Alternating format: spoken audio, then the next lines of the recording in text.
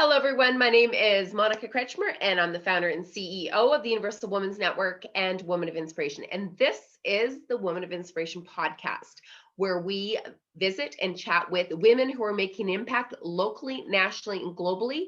And these are women that are trailblazing and ignoring the naysayers and inspiring others to dream big. So today I have a very, very special guest on our show. She is our 2020 Woman of Inspiration Customer Experience Award recipient. Now, we are just fresh off the heels of our 2020 Woman of Inspiration. It was one of the most powerful events that I think we've had to date. So Judith, founder of Clean Club Calgary out of Calgary, Alberta. It's a pleasure to have you here today. And I'm still seeing lots of action out there, lots of love coming your way and support.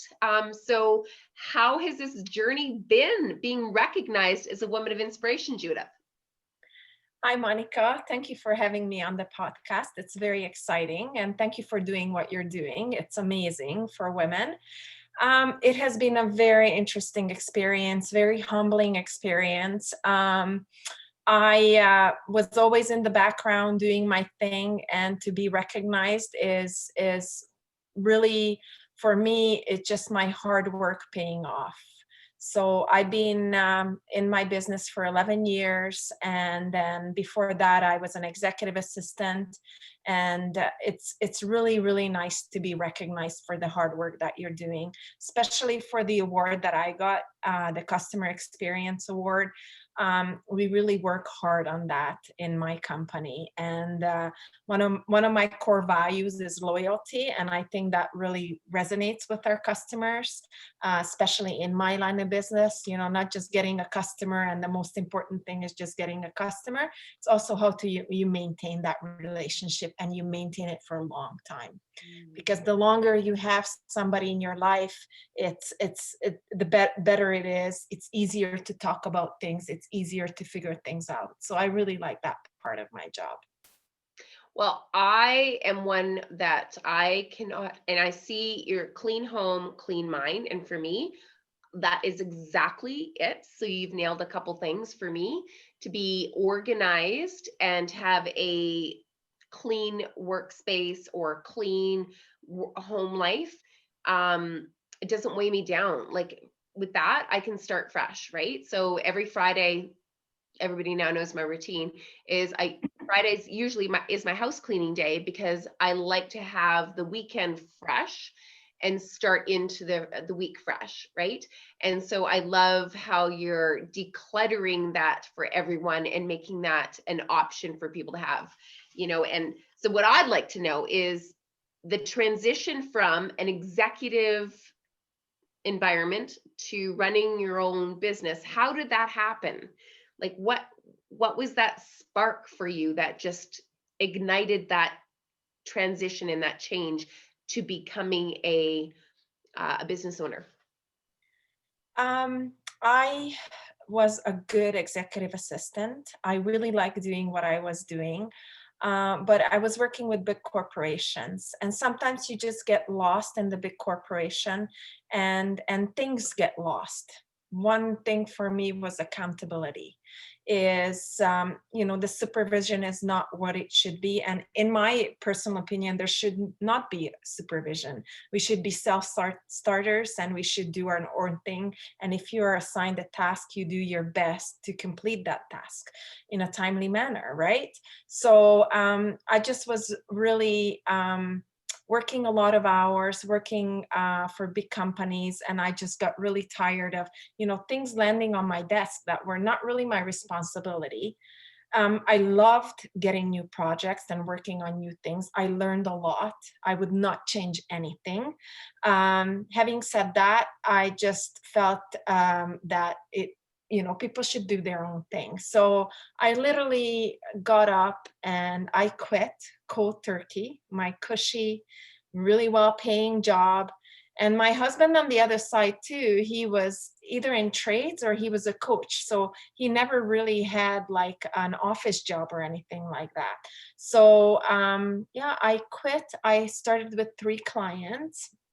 And now we have more than 1,000 contacts on our contact list. Out of that, obviously about 125 to 150 that are active, because there's, in my world, there's a lot of one-time jobs and things like that. But yeah, that's how it all started. And like literally my motto was like, I'm gonna go clean toilets because I am accountable. I am responsible. And if I make a mistake, then I'm not gonna push the buck.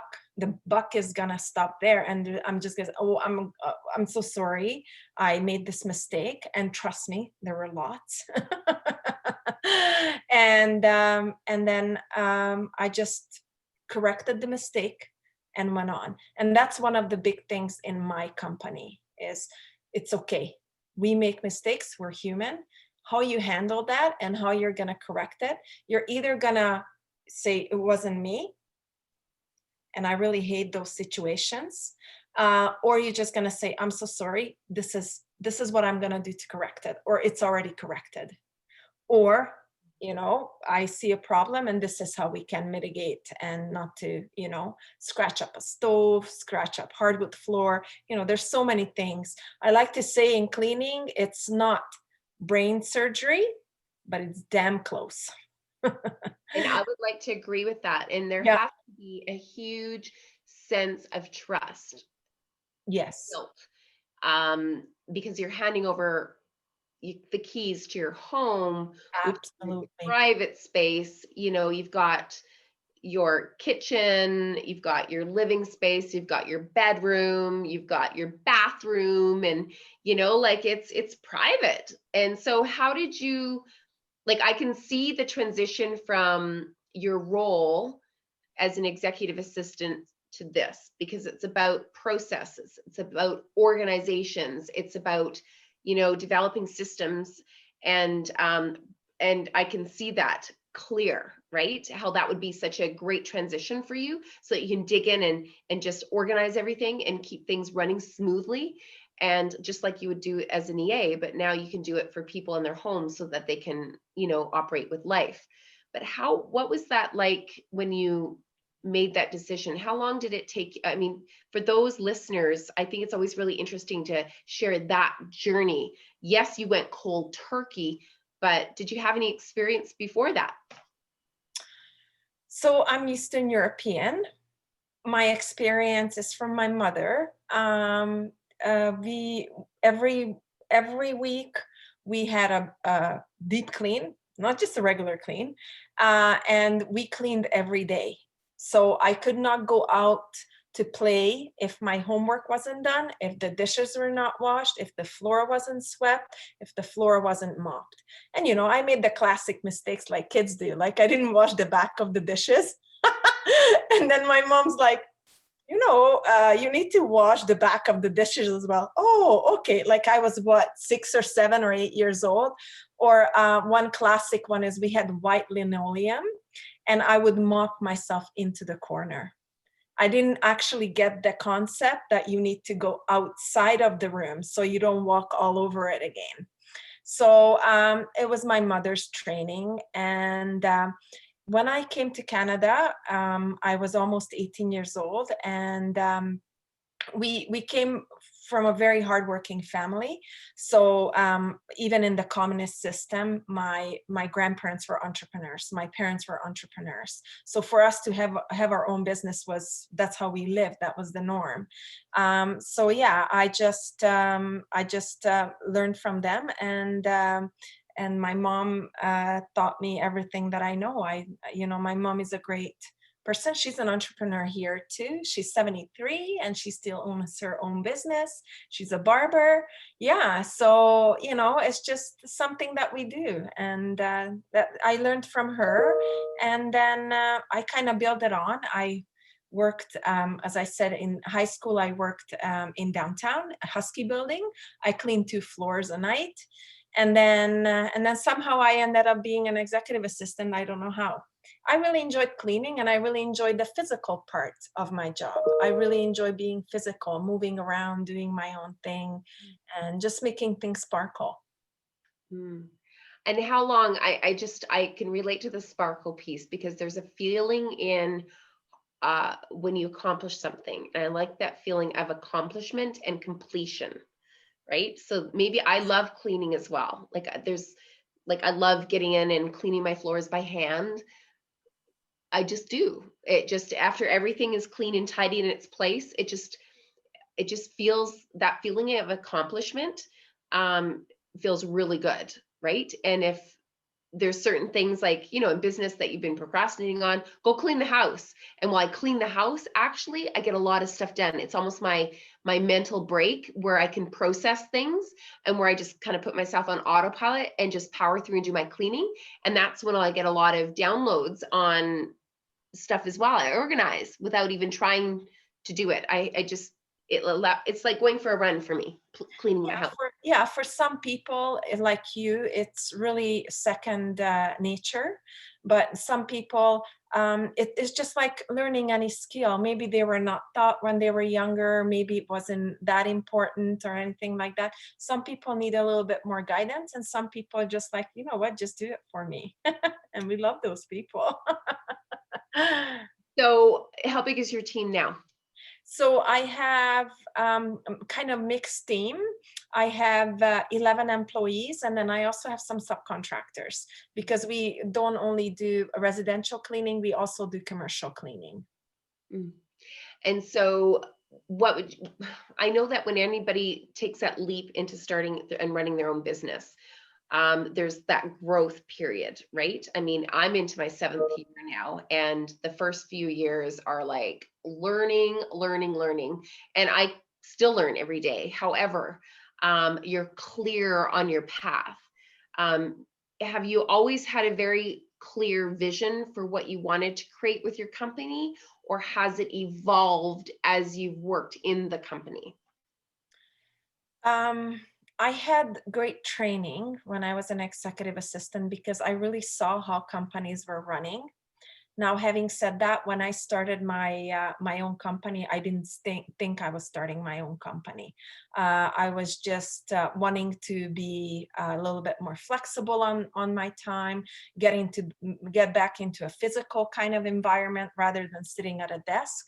So no, I actually didn't have any aspirations of starting a business. But then, people found I had when you're an executive assistant, you have a big network because you talk to so many people, you work with so many people. And they found out slowly that what I was doing, and they knew me, they trusted me. They're like, come and clean my home, come and clean my home. And literally a couple of days ago, I opened the Excel file because I used to keep my schedule in an Excel file. Being an executive assistant, I tracked everything, thank God. And I started in March of 2010, and literally by the fall, I had somebody working for me, with me actually. So, and then, I started hiring my family members, my friends, and things like that. And that's how I started building it. Hmm.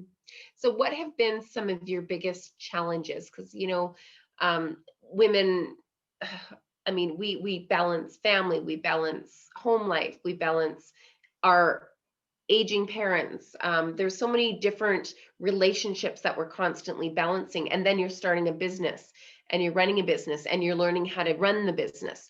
What do you think some of those biggest challenges were for you as on your whole journey? In the beginning, the biggest challenge was that because I was hiring family and friends, I was too close. Mm. And those relationships were really hard at times.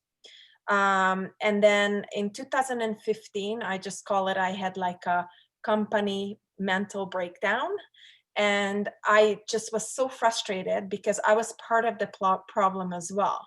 And I literally sit down, I Googled business coach, I hired a business coach, and he started with my numbers. And I told him, I said, I'm not a good boss. I need to improve as a leader. I'm not good at this. And he asked for my numbers. And this is how green I was. I was like, you want my numbers? Like, what are you going to do with my numbers? That's not my issue. My issue is people. My issue is me.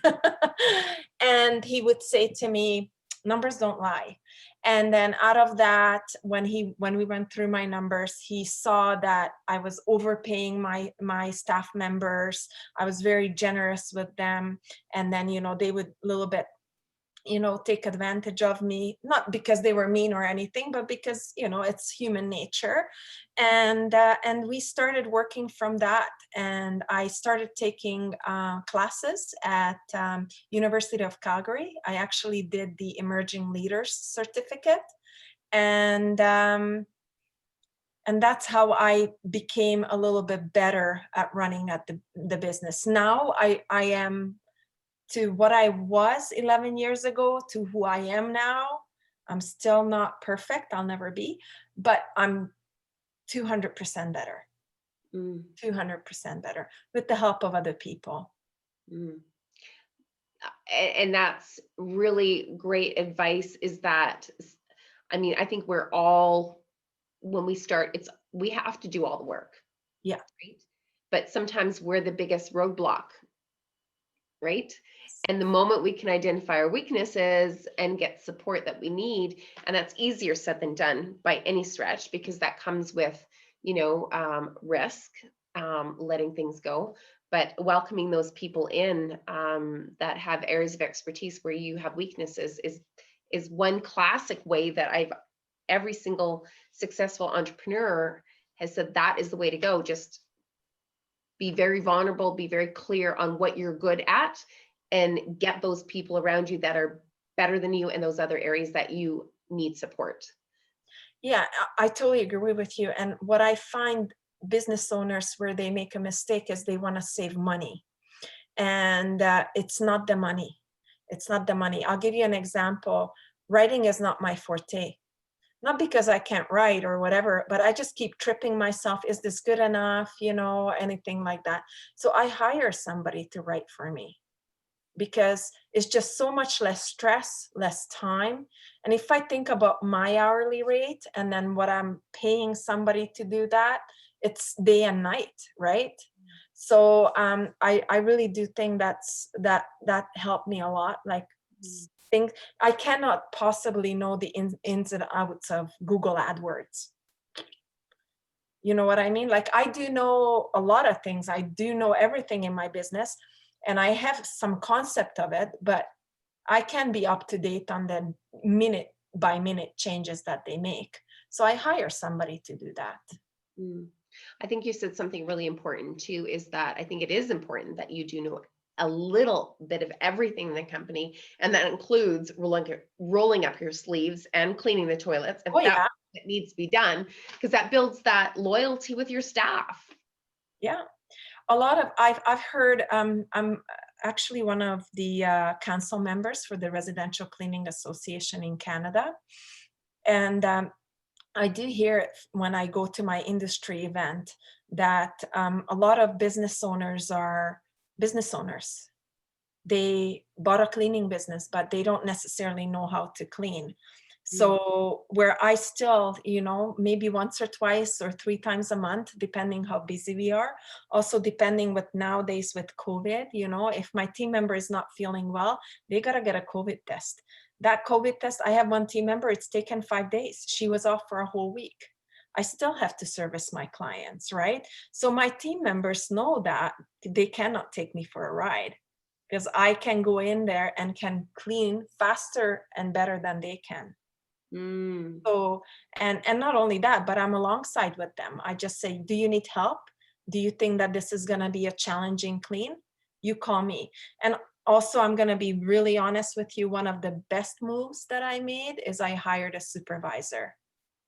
And my supervisor is out of this world. Like, she will roll up her sleeve faster than I will.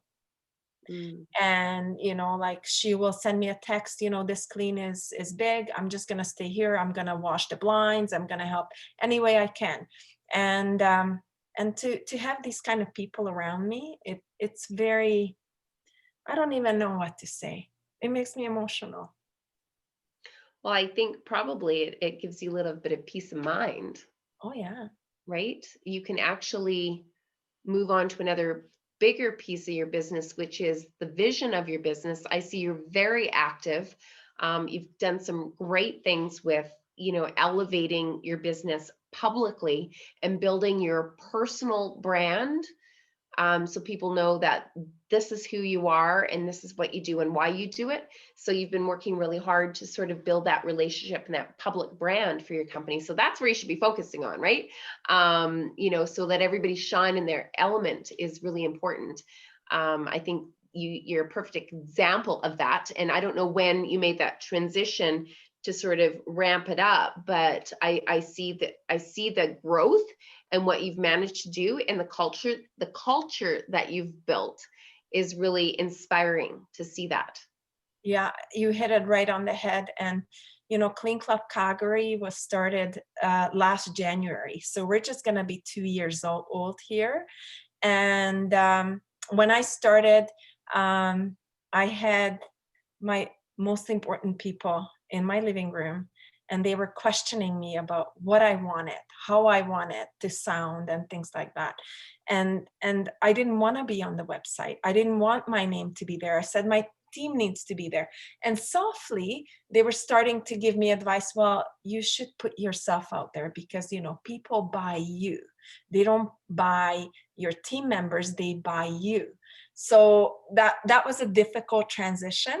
But as soon as we started talk about it, and they encouraged me, and it just got better. And especially Vince, my business coach, because I was like really afraid of the blog. I was really afraid to do anything live or anything. And then he would tell me, Judith, in the beginning, only your family and your friends are gonna watch. So you're gonna make mistakes and everything, but that's okay, because it's only your family and friends. And then you're gonna get better and better, and then you get good audience, different audience who's interested in what you're saying. So that was very, very funny. He now it needs to learn that on his side. We meet every month, and it's kind of funny and cute at the same time. But yeah, and he's right. He was totally right. Well, you're a good student, obviously, and I see that little. I'm sure that Vince, hello Vince. So great to see that you're the support her in Judith's world, helping her succeed. I really love to see the men that are champions for women. That brings me so much joy. But I just, you have to have your support network. And so that leads me to your next question, outside of Vince, who have been your biggest support hers in your world? I am very, very lucky. I have my father that he's actually my stepdad, and he's been my father ever since I was 6. But he's fun. He's smart. And along with my mom, they have always encouraged me, and they always had my best interest at heart, always. I had a very happy, very fun childhood, and they, with the little that they had, I never felt that I didn't have everything that I needed. Somebody else who's, we're actually coming up our 20-year anniversary here on the 15th. I know, my husband, obviously. So he's again funny, like I go off my dad, right? And he was the one when I wanted to quit. I was really reluctant, because I was the only one in the family who had the stable job, right? So but he was like, don't worry, we're just gonna make it work. And he really, really encouraged me. He saw my struggles, and he works with me. Sometimes we do big jobs together, and fun jobs, like when we get to rent a machine and we're a floor cleaner, we fight who's gonna be riding it. Literally, we fight. No, me. It's like two little kids. So he's a really big supporter. He's there's nothing that I can ask him. And yeah, sometimes he might be, like, well, he doesn't want to do it because there's a good, football game on TV or something like that. But then, he realizes, well, job comes first. So we'll go and do it. But yeah, I have a lot of supporters. And then obviously Vince, who I talked about, he's been my business coach 5 years now. And literally, he's like my brother. And I know I can tell him anything. And I have. He had heard some really hard stuff. So I think it's so good to have people like that in your life where you can totally be yourself. You don't need to put up a front. You can just say it like it is and you won't be judged. And I think that's very crucial. So I'm very lucky. I've got quite a few men like that in my life. Amazing. And I'm just sitting here giggling to myself and picturing you and your husband going, no, I want to drive the truck. No, I want to drive the truck. You're like, but I'm the CEO, so I get to drive the truck. Unfortunately, it doesn't work with Jula. Yeah. So let me ask you, this whole journey, I mean, I always say it's a little bit like a roller coaster because there's some real big highs and then there's some real big lows. But what are some of your most proudest moments to date? Proudest moments, definitely my I think just my life in general. I come from very humble beginnings, and immigrating to Canada and privileged to be living in Canada. People don't realize that, that when you come from outside of Canada, it's like the land of opportunity. And for us, it's still the land of opportunity. So I'm really grateful for that. I'm grateful for that we were able to make a living here. That's, I think, is a really big accomplishment. The other one is just I'm a learner. I'm always want to learn, and I'm learning every day. And through this learning, I was able to learn about culture, and I think I was able to create a culture not only for my customers but my team members. I like to say that my team members are just as much my customers as even more than my regular customers, because at the end of the day, I spend more time with them and they go out and do the dirty work. So I think these would be some of the biggest accomplishments for sure. Very cool. Now, I know that you've been tested like everybody else during COVID. Everybody's got some different obstacle or blessing or challenge that they've gone through. So, how since March, what have you seen? How has COVID treated you, and what sort of challenges have you had to work through COVID? My husband and I were away on holidays in March. March 12th, we left, and we literally came back to Armageddon. I was leaving video messages for my team. I was sitting on the beach, and I was doing all these webinars that my association started to crank out. And I was on my phone, and I was, taking screenshots of the important things and listening to it. It's not easy, but I really believe in how you communicate with your team, with your customers. We've been very lucky. I right away started to put out information as to how we're going to deal with it. And our customers are comfortable with that. That's the most important thing. And then also my team members are comfortable with that.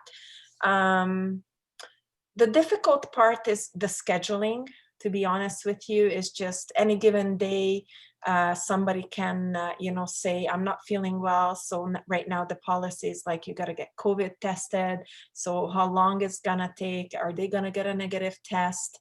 And then, of course, one of my nightmares is what if we get a positive test? And then we need to communicate that with the clients in a timely manner, and just, the stress if we're going to pass it on to anybody.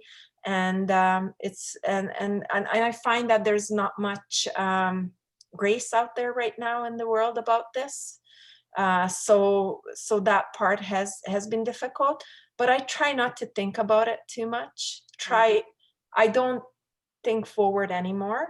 I just deal with whatever happens, and then I'll deal with that, because then I would drive myself crazy. So let me ask you this, with everybody now working, so it's like working at the office, and then so there's home life and office life, and they were separate before. And for many months now, both of those environments are now together and they're united. So did you see an increase in the need for, now we need to really be organized, we really need our environment clean? And because of COVID and the, making sure that, it's all very disinfected and clean and organized, did you see that you actually were busier, or did it stay the same for you? No, we've been really busy, but I've been doing a lot of marketing as well. We've been busy, and I've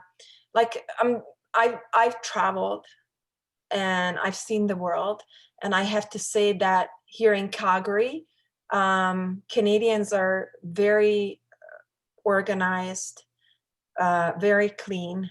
Like you will definitely get into some in move in, move out clean, where people rent their properties and sometimes it's not the right fit and it's a mess and things like that, of course. But in general, we're very lucky. Our customers are very tidy, fairly clean, and there has been quite a bit of increase. So when this whole thing hit, I had over 50 regular clients cancel services. So that's weekly, bi-weekly, or monthly clean. That was a big hit. And that my saving grace was that I also have a commercial division. So on that side, we, for example, do cleanings for 8 buildings, and they wanted to get in regular disinfection because it's elderly housing. So it kind of balanced itself out. But now I got more than 30 of those clients back. And of course, there's some natural migration. Some people moved away from the city or anything like that. And then we got more because I am focusing a lot on our marketing efforts. So the title Woman of Inspiration, customer experience, not so bad to have also, because again, build trust. It's like if you are focused on your clients, and if you can trust someone, then I think that's a good fit for somebody looking for somebody that can trust their home environment or their office environment, right? Especially right now, because you need to make sure that you fully understand that that person has your best interest. They're not going to cut any corners, and they're going to take you on as part of their family too. So that's really important. Yeah, very. So you said that you don't think ahead, but I know that you've been doing a ton of marketing, which is amazing. I just love to see that. I think that's really encouraging. And of course, Women of Inspiration Awards and that whole piece, from the time that we market to the time of the awards, putting women front and center. COVID kind of put the damper on that. We weren't seeing that. And so I was going like a bat out of hell to really make sure that we kept women front and centered. And your ads and I just think what you're doing is fantastic, because it amplifies your voice, it amplifies your business, but it keeps women in general up, right? It's just like, if she can do it, so can you. And when you celebrate one woman, you can celebrate all women. So how has the awards, have you seen the ripple effect of the celebration of, the past couple of weeks? Have you seen any sort of real kind of ripple effect happen? For me, the biggest ripple is the amazing women that I met. And I'm going to be honest with you, I'm still working on my own press release. I have my people working on it. So they interviewed me and they got all the stuff that you sent. So they're trying to put something together customized for Clean Club Calgary. So I probably will still see some effects of that. But like, to be honest, like some of the women who have been nominated or who have won awards is like amazing. And I just connect with them, and I'm like, oh my God, somebody like that would send me a request on LinkedIn. It's like, wow, so I really do think that it broadens our horizon as women as well, because I'm so stuck in my own little world. I'm so stuck in growing my business. And not only that, making sure that my team is okay and they have the hours and they can provide for their families, that I don't see sometimes outside of that. And now with COVID, we're kind of locked in. So I love your Zoom networking events, just seeing other people, just listening to other people's stories. Like, I feed off of that. For example, I love podcasts. I listen to a ton of podcasts.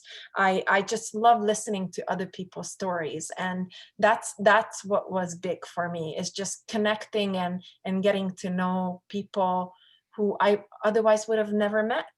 We've had that blessing of, we flip the switch for the nominations, because usually we do like an in-person event, Yeah. and then we do an in-person experience. And so I thought, you know what, let's utilize the platform that we have in place already that we've been using for our network. Let's flip that and let's use that for the awards. So we had all those mixers where we had women, like all of our nominees across Canada on several occasions meeting. And so, I can say without a shadow of doubt, like, those experiences are so rich. So I really love to hear that feedback, because women learn from other women. We're busy doing our own work. We don't have a lot of time at the end of the day, but still hearing somebody else's struggles and how they overcame them help us with our own. Would you agree? Absolutely. And I unfortunately have no kids. It's not something we picked, it picked us. But I just look in awe of women who have 1, 2, 3, 4, 5 kids, and then they are still running a business. They're still running their households. I'm just like, oh my God, how do you do it? Because I have just, my 55-year-old kid. And I just don't know how they do it. I just don't. And when I go into my customers' home, because I do have those customers who have 5 or 6 kids, and not only that, but they take on other kids, and I see how they operate, and how much love there is and everything. But it's hard. It's hard. And I think for me, it's the emotional part of it. I can just picture if I, were to have a kid and that kid would be sick. Like, how would I function on a job? And these women function, and or financial difficulties, or plenty of other things, and these women go on and they do it. That's what amazes me. Well, I have to say that you're one of the women of inspiration for 2020. So you're inspiring them just as much as they inspire you. It's such a circle of reciprocity, I think, that happens. And one of the, sitting back and watching, I'm going to say, the ripple effect, where we really are raising the bar for all women across all industries, Canada and beyond, really, where we're leading by example. We're jumping in and supporting other women, where we're championing for other women, like the amazing championing that was going on. And you say that you connected with people that you'd never met before. Like, all of these relationships that were built are growing. And before even the awards, everybody was so connected. So yeah, that's been a true amazing experience for me, is to see how I've had to pivot. And I was worried about creating that experience. How could I possibly recreate the experience in person? But I knew that, just keep building that experience all the way through the nomination piece. And that's why I decided to go, nope, our nominations are open 365 days a year even now. So anybody can nominate anybody year round. And then January, we start the whole process over again. But you're now one of the alumni. And the exciting thing is you're part of the 100 Woman of Inspiration book that we have, which I'm super excited to have you a part of and contribute and share your wisdom through the book, which will launch International Women's Day. And of course, then we have our great big road show, and you like fun. So we're so in sync with that, because that roadshow will start in Vancouver and in Halifax and 10 cities in between. Regardless of where we are with COVID, it's still a go because we're outdoors. And if there's 10 people, 100 people, or 1,000 people, we can still do it and make it happen, right? So the impact that we're able to make, Judith, is going to increase that circle of influence for you. Yeah. Nationally and globally, to be honest with you, it's going to create a massive ripple effect. Well, and you have such a good relationship with the media, and that's a really good thing. You're very good at relationships, and I look up to that because that's amazing that you're able to cultivate, you know, that easiness with the media. Because for somebody like me, the media can be a bit intimidating, right? So yeah. Well, the way I look at it is, and of course, this year we had a Women in Media Award, right? Because I see media is critical for women. And so for women to really be amplified, media plays such a large role in that. So the more we can build those relationships and put women front and center and actually, you know, say, wow, what great work, and recognize the women in media as well, because they're the ones that are helping us succeed, right? They're the ones that are championing for us. So I always like to see, let's recognize the ones that are behind the scenes, because that's really important as well. So I think that's where it comes, is that circle of reciprocity again. It's all about recognizing and valuing somebody for their contribution in all industries. Yes, exactly. I totally agree. So let me ask you, it wouldn't be a Women of Inspiration podcast without asking you, who is your woman of inspiration, Judith? Who is that one woman for you? Oh, there's quite a few. Number one, definitely my mother. She is funny, she's beautiful, she's smart, super, super smart. And what I like about her is I can always unload on her and she'll listen. She won't, you know, she listens. Sometimes she will give me advice. One of her best advices is when I go on about, you know, how difficult this is and blah, blah, blah, blah, blah, blah, blah, blah. And she would just say, you've got a strong back and that's why you're doing this, you know? And yeah, so she's definitely one. And if I want to make it fun, obviously Jennifer Lopez. We had a little green room dance party with J-Lo, didn't we? Yeah. That's right. That's right. And I don't know, I just really, she's so multifaceted and she's doing so many things. And I really like how she is with her family as well, how she loves her kids. And she's definitely working really hard and trying to, I think, make a difference too in a different way, you know, but she's an entertainer, but definitely my mom is number one. Very cool. Well, J-Lo, if you're listening to this podcast, you have an open invitation to come join us for the roadshow. Just saying. Let's get loud. Wouldn't that be great? Fantastic. Yeah, I'm visualizing it already. So J-Lo, we're going to come knocking. That would be wonderful. So Judith, it has been a real pleasure to have you on the Woman of Inspiration podcast. And, you know, one of the most interesting things is everybody says, so, you know, these women of inspiration, they're in awe of their accomplishments. But what I really love is how real and authentic each and every one of our women of inspiration are. And it's just that they're so darn focused on their vision. They keep their head down and keep working just like you do. You don't actually know the ripple effect that you're creating around you, right? And so when you were recognized, you're like, who, me? You know, and I think, you know, that's one extra thing I want to touch on before we end is, you know, how did it feel to step into that spotlight? Because I'd really like you to share that with our listeners, because I find that as a woman, that's the hardest thing to do, is accept the spotlight.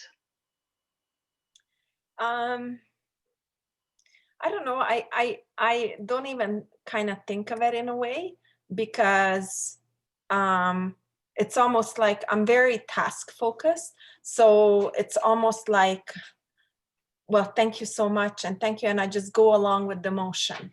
But I really do think that right now with COVID happening, a lot of people are like that. So it's really hard to I'm going to be so honest with you. I was at your event last year. It was fantastic.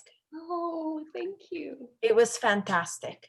I so missed that because that was just so beautifully put together, and it was so much fun, and it was so glitzy, and I think I like glitzy. I like that.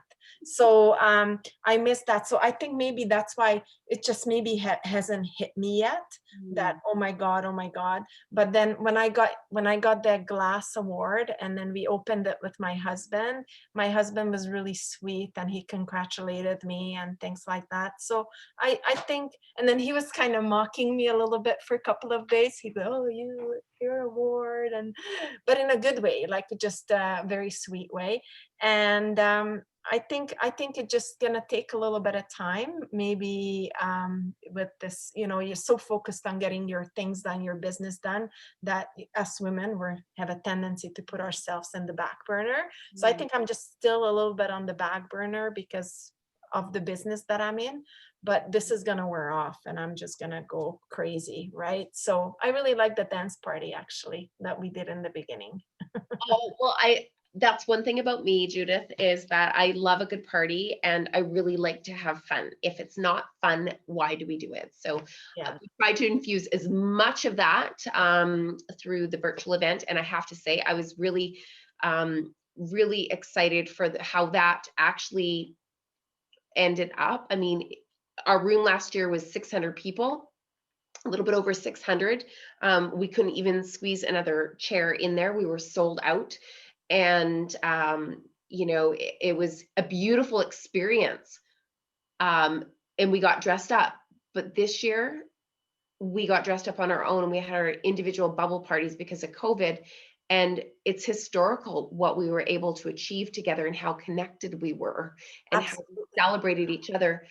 But what's really interesting is when we talk about elevating women, that video on one of the lives is over 7,000 views. So we've over 10x'd the visibility and the mission to elevate and support women.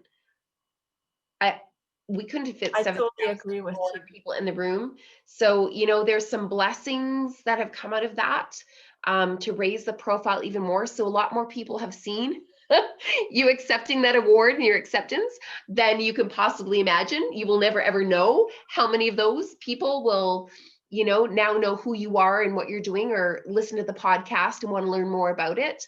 And connect with you because of your culture that you're building with your company, why you're doing it, how meticulous you are, and that's what it's all about, or encouraging some woman to follow her dreams. So thank you so much for doing the work that you're doing. And I really am excited about 2021. So, the journey is just beginning.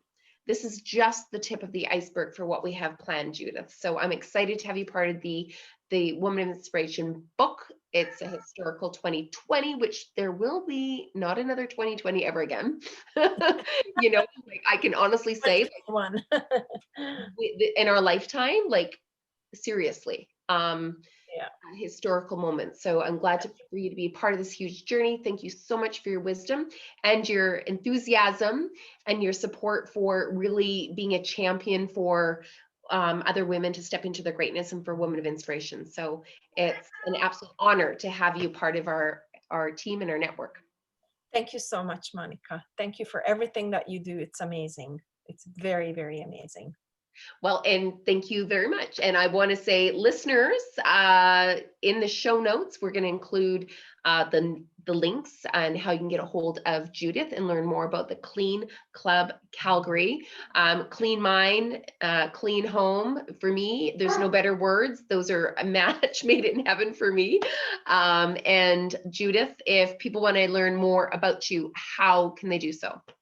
They can go to our website at cleanclubcalgary.com, or they can also see us on Facebook or Instagram, and I'm also on LinkedIn. Fantastic. So I invite you all to check out the post. Please share this post. There's so many great nuggets, and these are, you know, this is how we learn as women. This is how we learn. We learn from another woman's experiences. So I invite you to please tune in for more Woman of Inspiration podcast stories, and watch for Judith with Clean Club Calgary and Champion Huron for 2021 and beyond. Thanks a lot, Judith. Thank you. Have a great day. Bye. Bye.